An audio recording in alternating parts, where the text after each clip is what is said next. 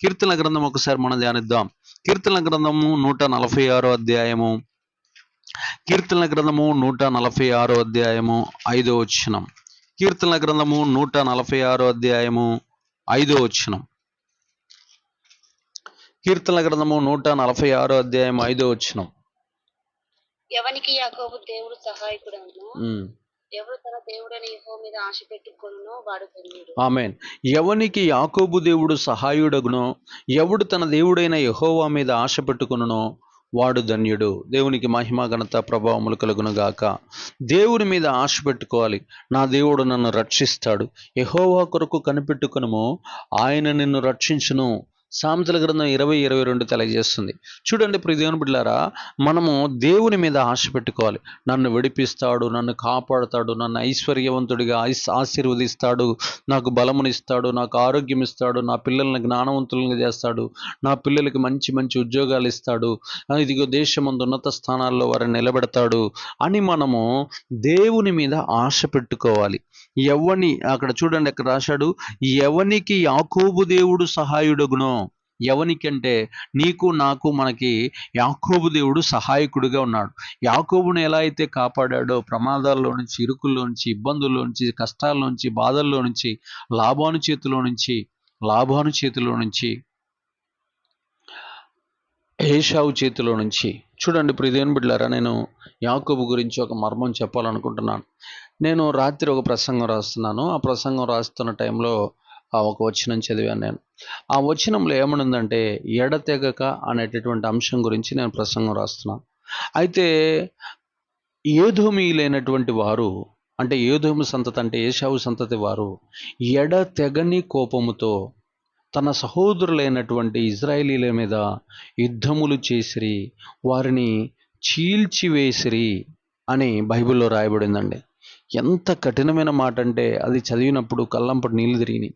అబ్బా, ఒక్కరోజు చేసిన చిన్న మోసానికి తన జీవితం మొత్తమే గాక తరతరములు, అంటే యాకోబు ఆ రోజు ఇస్సాకు దగ్గర తీసుకున్న ఆశీర్వాదము దొంగిలించిన దినము నుంచి పగబట్టాడు ఏదోమీయుడైన ఏశావు.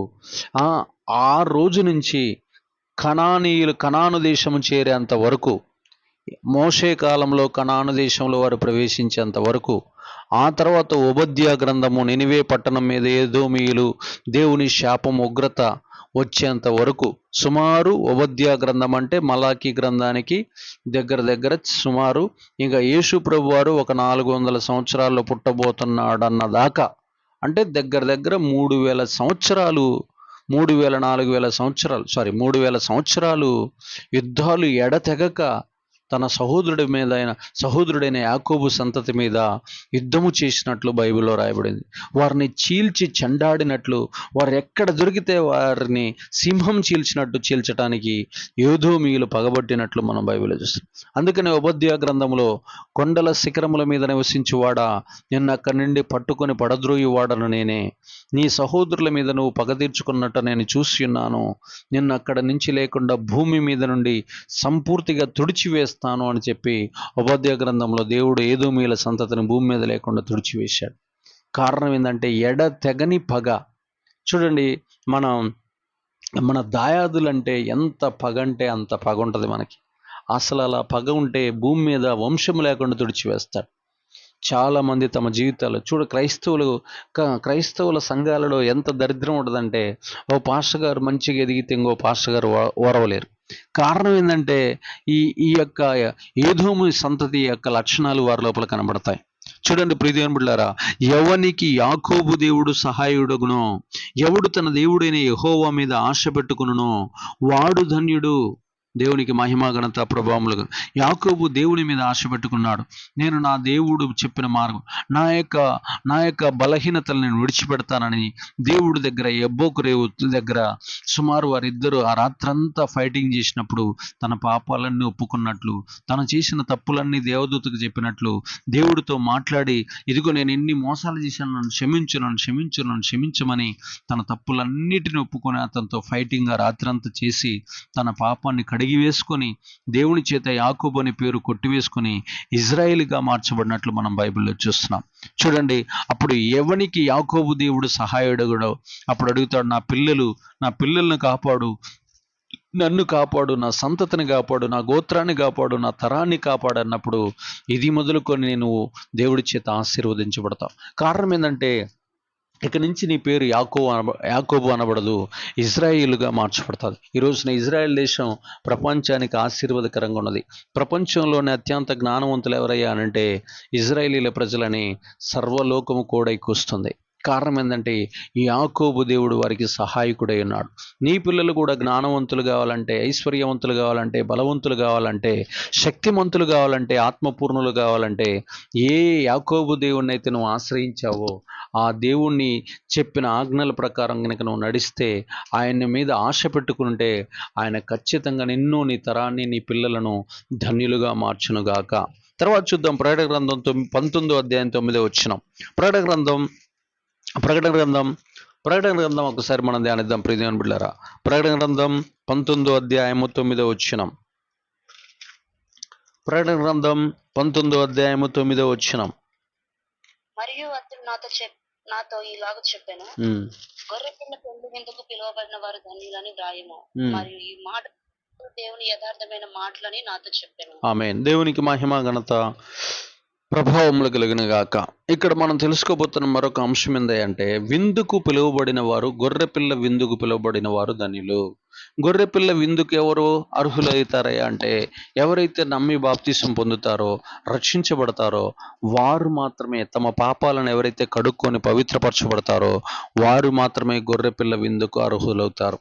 ఎవరు పడితే వారు పంది లక్షణాలు కలిగి, బర్రె లక్షణాలు కలిగి, సింహం లక్షణాలు కలిగి, చిరతపులి లక్షణాలు కలిగి, సర్పం నాగుపాము లక్షణాలు, తాచుపాము లక్షణాలు, కొండశిలువ లక్షణాలు కలిగిన వారు దేవుని రాజ్యంలో ప్రవేశించలేరు. ఎవరైతే గొర్రెపిల్ల వలె మౌనంగా ఉంటారో, తగ్గించుకుని ఉంటారో, వినయం కలిగి ఉంటారో, విధేయత కలిగి ఉంటారో, లోబడేవారై ఉంటారో, యేసు ప్రభు వారి లక్షణాలు దీనత్వము, కనికరము, జాలి, దయ, ప్రేమ, ఆప్యాయత, అనురాగము, శాంతి, సమాధానము, నెమ్మది, సాత్వికత్వము, దయాలత్వము, మంచితనము ఇవన్నీ కలిగి ఎవరైతే ఉంటారో, ఆత్మఫలము పండి ఉంటారో వారు గొర్రెపిల్ల విందుకు పిలువబడతారు.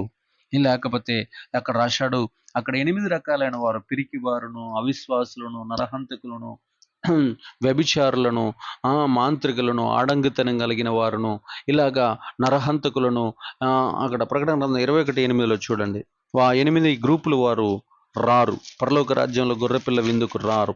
21:8 పిరికివారును, అవిశ్వాసులను, అసహ్యులను, నరహంతకులను, వ్యభిచారులను, మాంత్రికులను, విగ్రహారాధికులను, అబద్ధికులందరూ అగ్నిగంధకములో మండు గుండములలో పాలు పొందుదురు.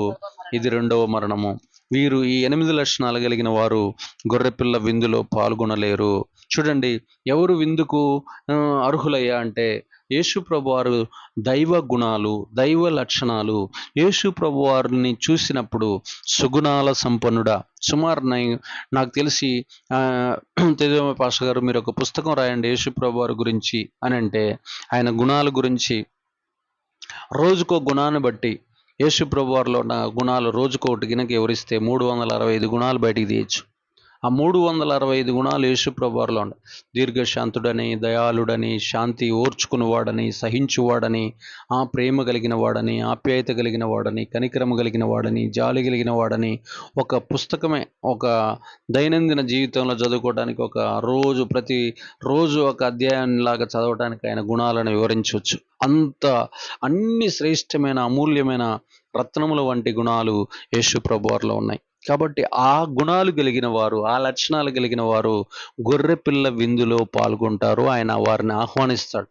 నా సేవా జీవితంలో కూడా నేను చాలా గమనిస్తూ ఉంటాను.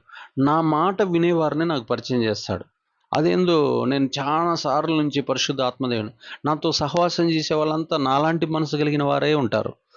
ఒకవేళ నాలాంటి ఓపెన్ మైండ్, నాలాగా నేను మంచిగా ఎలా అయితే నా యొక్క ఆత్మలో ఎలా అయితే కపటం లేకుండా పరిశుద్ధంగా దైవికంగా ఉంటానో అలాంటి వారిని పరిచయం చేస్తూ వెళ్ళిపోతూ ఉంటాడు ఆత్మదేవుడు. అలాగా నేను చాలా సందర్భాల్లో గమనించా, అరే వీళ్ళ లక్షణాలు, వీళ్ళ క్వాలిటీస్, నా క్వాలిటీస్ సేమ్ చాలా దగ్గరగా ఉన్నాయే. వీళ్ళతో నాకు బంధం వేశాడు. ఈ బంధం ఎలా ఉంటుందంటే యుగ యుగాల సంబంధం. దేవునికి మహిమ ఘనత ప్రభావములు కలుగును గాక. ఇలాంటి వారిని నాకు పరిచయం చేశాడు. వీళ్ళనే నాకు ఎందుకు అప్పగిస్తున్నాడు, వేరే వాళ్ళని నాకు ఎందుకు అప్పగించట్లేదు, వారు వేరే చర్చికి ఎందుకు వెళ్తున్నారంటే వాళ్ళకి వాళ్ళ బంధం వేస్తాడు అంతే. కాబట్టి ప్రియ దేవుని బిడ్డలారా, ఎవరైతే ఆత్మ సంబంధులుగా ఉంటారో, ఎవరైతే దేవునితో భయభక్తులు కలిగి ఉంటారో, ఎవరైతే నమ్మకస్తులుగా ఉంటారో అలాంటి వారినే, బాగా వాక్యం వినేవారిని, బాగా దేవునికి ప్రార్థన చేసేవారిని, బాగా దేవుని మందిరానికి పరుగెత్తుకుంటూ వచ్చి పరిచర్య చేసే వాళ్ళని నాకు పరిచయం చేస్తూ ఉంటాడు. అదేందో నాకు అర్థమే కాదు.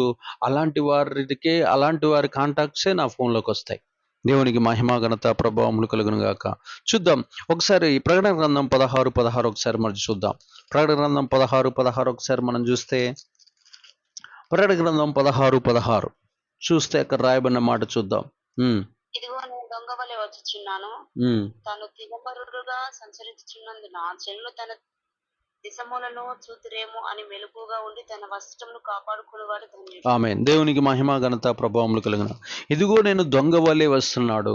ఎవరైతే ఈ లోకంలో దిగంబరులు అంటే సిగ్గులేని పనులు చేసేవాళ్ళు, భయంకరమైనటువంటి పాపాలు చేసేవాళ్ళు, వాళ్ళు ఎలా కనపడతారు? మీరు చూడండి, లంచాలు తీసుకునే పోలీసు గారు మీకు ఎట్లా కనపడతాడు? బ్యా అనిపిస్తుంది మనకి. వాడిని చూస్తేనే అసహించుకుంటాం. జక్కయ్యని చూసి జక్కయ్య ఊరి వారంతా ఏమైపోయారంటే, వాళ్ళ ఇంటికి ఎందుకు వెళ్తున్నాడు యేసు ప్రభు వారు? ఇంతమంది పరిశుద్ధులు, ఇంతమంది నీతిమంతులు ఉండగా మన ఇంటికి రావట్లేదు. వాడు మోసగాడు కదా, వాడు మూర్ఖుడు కదా, వాడు చాలా దోపిడీదారుడు కదా, దౌర్భాగ్యుడు కదా, వాడు పాపి కదా, మన చేత రోజు తిట్లు తినేవాడు కదా, శాపగ్రస్తుడు కదా, ఉమ్మి వేయబడేవాడు కదా, దిగంబరుడు కదా, వాడు డబ్బులు అడగటానికి వచ్చినప్పుడు సిగ్గు శరం లేకుండా అడుగుతాడు కదా, బాధని కష్టాన్ని అర్థం చేసుకోడు కదా, వాడు పీక్కొని తినేవాడు కదా, పిండి పిప్పి చేసేవాడు కదా, పిసినారోడు కదా, వాడింటికి ఎందుకు పోతున్నారు? ఇప్పుడు జక్కయ్య పైకి వస్త్రాలు వేసుకుంటున్నాడు, కానీ జనాల దృష్టి ఎలా ఉన్నాడయ్యా అంటే బట్టలు లేని దిగంబరిగా ఉన్నాడు. మీరు చూడండి, ఈ మధ్య నేను 2 తెలుగు రాష్ట్రాలను గమనిస్తున్నాను. అపోజిషన్లో కొంతమంది సీఎంలు ఉన్నారు, ప్రతిపక్షంలో ఉన్నారు, కానీ వాళ్ళు ఈ రోజున రోడ్ల మీదకి వెళ్తుంటే కొన్ని లక్షల మంది వస్తున్నారు. వాళ్ళు పాత పరిపాలన చాలా గొప్పగా చేశారు, ఇప్పుడున్న వాళ్ళు కరెక్ట్గా చేయలేకపోతున్నారు. కాబట్టి 2 తెలుగు రాష్ట్రాల్లో ఉన్నటువంటి ఈ యొక్క ప్రతిపక్ష నేతలు, వాళ్ళు అధికారం లేకపోయినా సరే వారు అధికారం ఉన్న నాయకులుగా చలామణి అయ్యేంతగా జనాలు వారి చుట్టూ కమ్ముకుంటున్నారు. చూడండి ప్రియ దేవుని బిడ్డలారా, ఈ దిగంబరత్వం అంటే ఏందయ్యా అంటే, వాడు పాపంలో, సిగ్గులేనితనంలో ఎన్నిసార్లు చెప్పినా అదే వ్యభిచారం, ఎన్నిసార్లు చెప్పినా అదే కైనీలు, గుట్కాలు, ఎన్నిసార్లు చెప్పినా అదే పాన్ పరాకులు, అదే సినిమాలు, అవే అబద్ధాలు, అవే మోసాలు, అవే తాగుడు, అవే తన్నుకోటాలు, గుద్దుకోటాలు, కోర్టు కేసులు, పోలీస్ స్టేషన్ల చుట్టూ తిరగటాలు. ఇంకా వాడు దిగంబరుడు అన్నమాట. ఎన్నిసార్లు చెప్పినా బుద్ధి రాదు. వాడు దిగంబరత్వాన్ని కలిగి ఉన్నాడు దేవుని దృష్టిలో. అందుకని అక్కడ ఏమని రాశాడు చూడండి, ఇదిగో నేను దొంగ వలె వచ్చుచున్నాను, తాను దిగంబరుడుగా సంచరించుచున్నందున జనులు తమ దిశములను చూతురేమో అని మెలకుగా ఉండి తమ వస్త్రము కాపాడుకునేవాడు ధన్యుడు. మెలకుగా ఉండి ఏం చేయాలంటే ప్రార్థన చేయాలి. అయ్యో, నేను ఈ తప్పు చేస్తే ప్రజల దృష్టిలో నేను దిగంబరుడిగా కనపడతాడేమో, నా వల్ల యేసుప్రభు వారి నామానికి అవమానం జరుగుద్దేమో, నా వల్ల నష్టం జరుగుద్దేమో, నా వల్ల కీడు జరుగుద్దేమో, దేవుని రాజ్యానికి, దేవుని మందిరానికి అవమానం కలుగుద్దేమో, దేవుని నామానికి అవమానం కలుగుద్దేమో అని మెలకువ కలిగి ఉండి తమ వస్త్రమును కాపాడుకొను స్త్రీ ధన్యుడు ధన్యురాలు. దేవునికి మహిమ ఘనత ప్రభావము కలుగును గాక. కొంతమందికి బుద్ధి ఉండదు. మొన్న ఒక ఆయన నన్ను ప్రశ్న ఇచ్చారు, సొలొమోను గారు 1000 మంది భార్యలను పెళ్లి చేసుకుంటున్నప్పుడు దేవుడు ఏం చేశాడు? దేవుడు ఏం చేస్తారా? దేవుడు మరి ముఖ్యంగా ఒకడికి ఇచ్చిన స్వేచ్ఛను దొంగిలించడు. స్వేచ్ఛని, స్వాతంత్రాన్ని న్యూట్రల్గా వదిలిపెడతాడు. అయ్యా, ఇటు పాపం ఉంది, ఇటు పరిశుద్ధత ఉంది, ఏది కోరుకుంటావో అటు వెళ్ళిపో అంటాడు. అంతేగాని నిన్ను కీలుబొమ్మలాగా వెనకుండి నువ్వు ఇటే వెళ్ళాలి, నువ్వు సొలొమోను కాబట్టి నేను చెప్పినట్టే వినాలి, నువ్వు దావీదు కుమారుడు కాబట్టి నా అడుగుజాడల్లో ఇదిగో నేను నీ ఎన్నెముకను పట్టుకొని నిన్ను నడిపిస్తా అని ఆడికి స్వేచ్ఛ ఇవ్వకుండా నువ్వు చెయ్యడు దేవుడు. ఎంత భక్తుడైనా సరే, వాడు పాపంలో పడ్డా సరే, వాడు పొర్లాడుతున్నా సరే, వాడికి బుద్ధి లేకపోతే వాడు బుద్ధి లేని శాస్త్రాల వల్ల వాడు పతనం అయిపోతాడు తప్ప, నువ్వు నా భక్తుడివి నేను నిన్ను కాపాడతానని దిగి వచ్చి నీ వెనకుండి నిన్ను నడిపించడు. జీవము మరణము నీ చేతిలోనే ఉంది, దాన్ని సెలెక్ట్ చేసుకోవాల్సింది నీవే. 1000 మంది నుంచి ఇప్పుడు యోబు తన కన్నులతో నిబంధన చేసుకుని నేను కన్యకను చూడనని, మరి యోబు కూడా మనిషే కదా. యోబు ఒక అమ్మాయిని చూడటానికి, కన్యకను చూడటానికే తీర్మానం తీసుకొని ఎంత పర్ఫెక్ట్గా ఉన్నాడో ఆ తీర్మానం మనం చేయాలి. నేను ఒక అమ్మాయినే చేసుకుంటాను.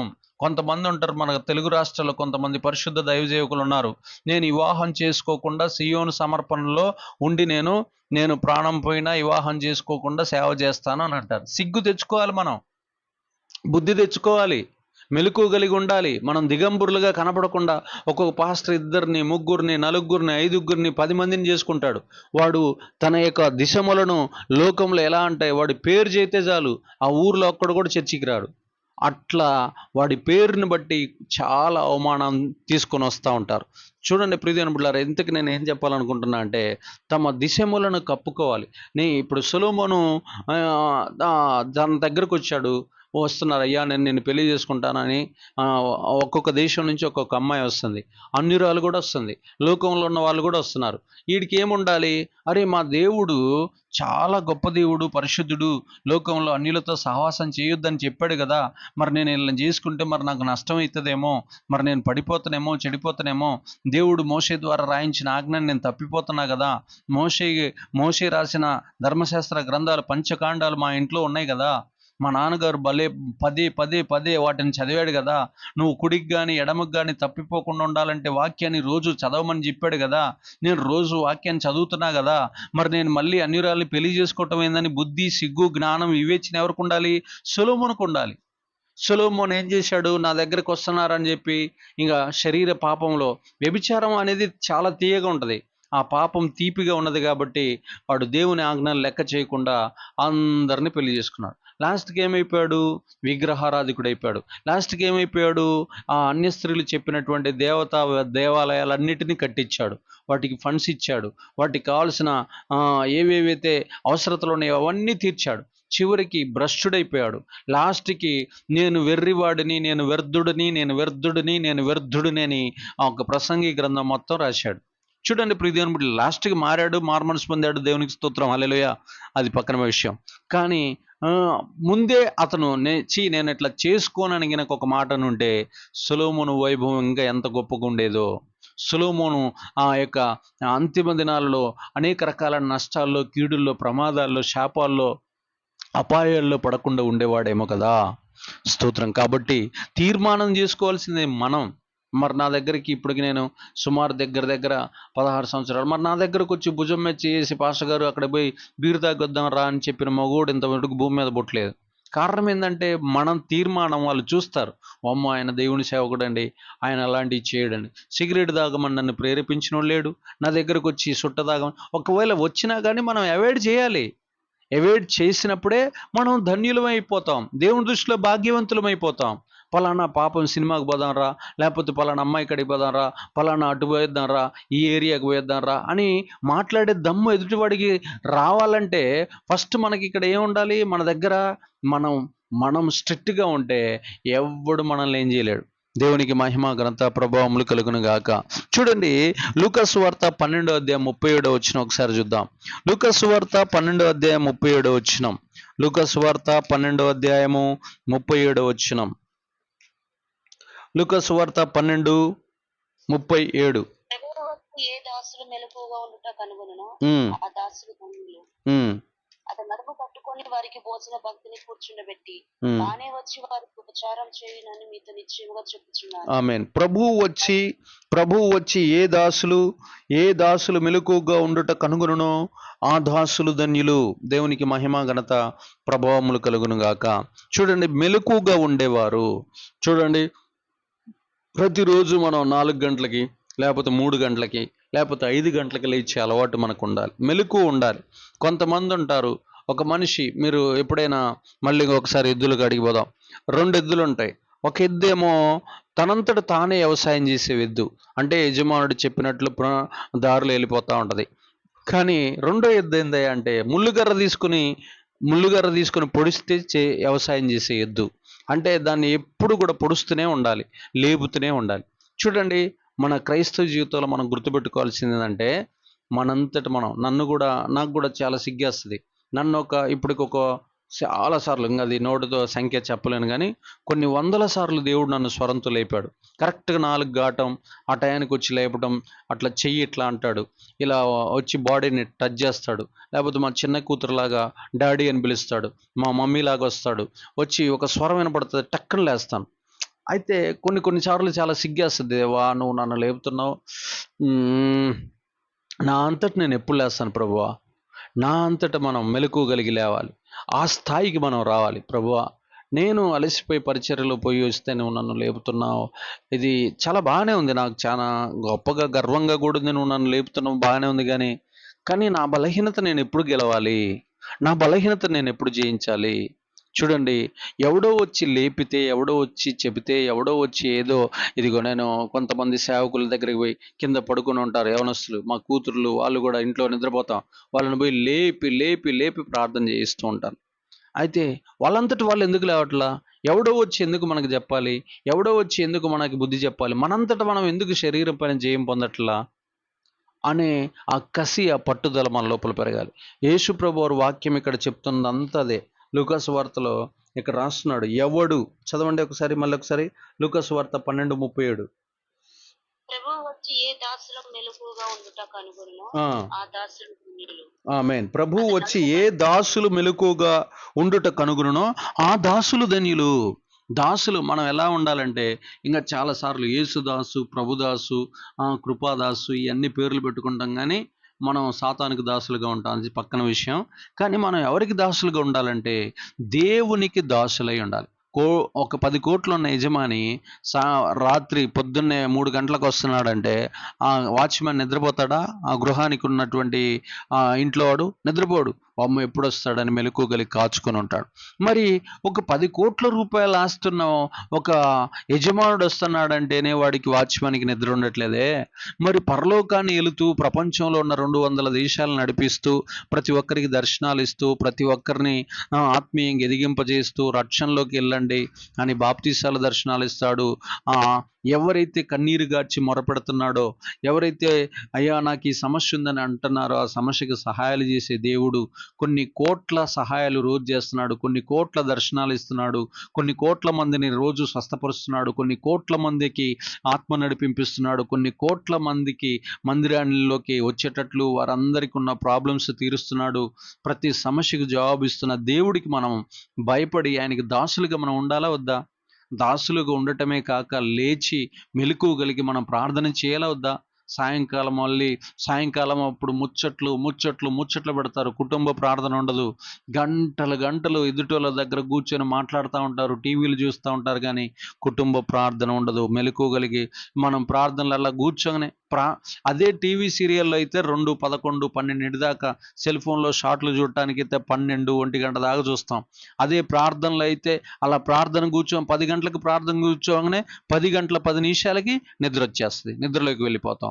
అదే సినిమాలు చూడటానికి అయితే ఏమో 3-4 గంటలు ఇస్తాం, ప్రార్థన చేయడానికి వచ్చేకల్లా ఏం చేస్తున్నాం, 10 నిమిషాలు 15 నిమిషాల్లో కంప్లీట్ చేసి బెడ్ మీదకి వెళ్ళి దుప్పటి కప్పుతున్నాం. ఎంత పాపం అండి, ఎంత అసలు దాసులుగా ఉంటున్నామా? మనంతట మనమే చాలా గొప్పోళ్ళలాగా, మనంతట మనమే చాలా మేధావుల్లాగా, మనంతట మనమే చాలా శాస్త్రవేత్తలాగా ఫీల్ అవుతూ ఆయనకి మనం దాసులుగా ఉండట్లా. ఏ దాసుడైతే మెలకువగలిగి ఉంటాడో ఆ దాసుడు ధన్యుడు, వాడు దేవుని దృష్టిలో భాగ్యవంతుడు అని వాక్యం తెలియజేస్తుంది. దేవునికి మహిమ ఘనత ప్రభావములు కలుగును గాక. ప్రకటన గ్రంథం 22:14 కొన్ని మాటలు ముగిస్తాను. ప్రకటన గ్రంథం 22:14, ప్రకటన గ్రంథం 22:14 ఒకసారి చదువుకుందాం. 22:14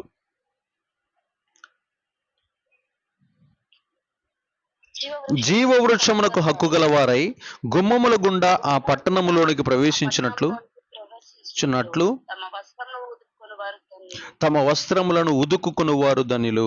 చూడండి, జీవ వృక్షమునకు హక్కు గలవారై గుమ్మముల గుండా, అంటే యెరూషలేము గుమ్మముల గుండా ఆ పట్టణములోనికి, నూతన యెరూషలేము పట్టణములోనికి ప్రవేశించినట్లు తమ వస్త్రములను ఉదుకుకుని వారు ధన్యులు. దేవునికి మహిమ ఘనత ప్రభావం. జనరల్గా అయితే 3 వస్త్రాలు ఉంటాయి, మీరు ఆత్మ సంబంధంగా చూసుకోవాలి. 1 ప్రాణం అనే వస్త్రము, 2 ఆత్మ అనే వస్త్రము, 3 శరీరం అనే వస్త్రం. ఈ 3 వస్త్రాలను మనము ఉతుక్కోవాలి. ప్రభువా, నా లోపల ఆత్మలో బలహీనతలు ఉన్నాయి, ఆత్మలో కపటం ఉంది, ఆత్మలో రోగాలు ఉన్నాయి, ఆత్మలో దరిద్ర బుద్ధి ఉంది, దాన్ని కడుగు. అలాగనే ప్రాణం అంటే భలే ఇష్టం, ప్రాణాన్ని తీపిగా ఉంచుతాను, ప్రాణానికి కావాల్సిన నిద్రనిస్తాను. అక్కడ ధనవంతుడైనటువంటి వాడి గురించి, ఓ ఎర్రివాడ, సర్వలోకమును సంపాదించుకొని నీ ప్రాణమును నువ్వు పోగొట్టుకున్న ఎడల నువ్వు ఎలాంటి భ్రష్టుడితో సమానమో తెలుసా? ప్రియమైన బిడ్డలారా, ఒకడు ప్రాణాన్ని తృప్తిపరచడానికి పాయసాలు వండుతాడు, ప్రాణాన్ని తృప్తిపరచుకోవటానికి సినిమాలు చూస్తూ ఉంటాడు, ప్రాణాలు తృప్తిపరచుకోవటానికి జారత్వం చేస్తూ ఉంటాడు, తనను తాను ఎవరో ఒక అమ్మాయిని ఊహించుకొని పాపం చేస్తూ ఉంటాడు.